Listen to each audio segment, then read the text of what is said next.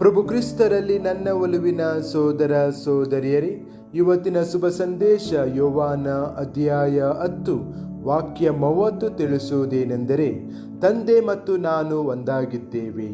ಚಿಂತನೆ: ಈ ಪ್ರಬಲ ಘೋಷಣೆಯಲ್ಲಿ ಯೇಸು ತನ್ನ ಗುರುತಿನ ಆಳವಾದ ರಹಸ್ಯವನ್ನು ಬಹಿರಂಗಪಡಿಸುತ್ತಾರೆ. ತಂದೆಯೊಂದಿಗಿನ ಅವನ ಪರಿಪೂರ್ಣ ಐಕ್ಯತೆ. ಇದು ಕೇವಲ ಉದ್ದೇಶದ ಏಕತೆಯಲ್ಲ, ಆದರೆ ಅಸ್ತಿತ್ವ, ಪ್ರೀತಿ ಮತ್ತು ದೈವಿಕ ಸ್ವಭಾವದ ಏಕತೆಯಾಗಿದೆ. ನಾವು ಕ್ರಿಸ್ತನನ್ನು ನೋಡಿದಾಗ ನಾವು ತಂದೆಯನ್ನು ಸ್ವತಃ ಎದುರಿಸುತ್ತೇವೆ. ಇದು ನಮ್ಮನ್ನು ನಂಬಿಕೆಗೆ ಆಹ್ವಾನಿಸುತ್ತದೆ. ತಂದೆ ಮತ್ತು ಮಗನ ನಡುವೆ ಇರುವ ಅದೇ ಪ್ರೀತಿ ನಮಗೆ ವಿಸ್ತರಿಸಲ್ಪಟ್ಟಿದೆ. ನಮ್ಮ ಜೀವನದಲ್ಲಿ, ವಿಶೇಷವಾಗಿ ಪ್ರೀತಿ, ಕ್ಷಮೆ ಮತ್ತು ಇತರರೊಂದಿಗಿನ ಒಡನಾಟದಲ್ಲಿ ಈ ಐಕ್ಯತೆಯನ್ನು ಪ್ರತಿಬಿಂಬಿಸಲು ನಾವು ಕರೆಯಲ್ಪಟ್ಟಿದ್ದೇವೆ. ಪ್ರಾರ್ಥನೆ: ಸ್ವರ್ಗೀಯ ತಂದೆ, ನಿಮ್ಮ ಮಗನ ಮೂಲಕ ನೀವು ನಮಗೆ ನಿಮ್ಮ ಮುಖ ಮತ್ತು ನಿಮ್ಮ ಪ್ರೀತಿಯನ್ನು ತೋರಿಸಿದ್ದೀರಿ. ನಿಮ್ಮೊಂದಿಗೆ ಮತ್ತು ಪರಸ್ಪರ ಐಕ್ಯತೆಯನ್ನು ನಮ್ಮನ್ನು ಆಳವಾಗಿ ಸೆಳೆಯಿರಿ.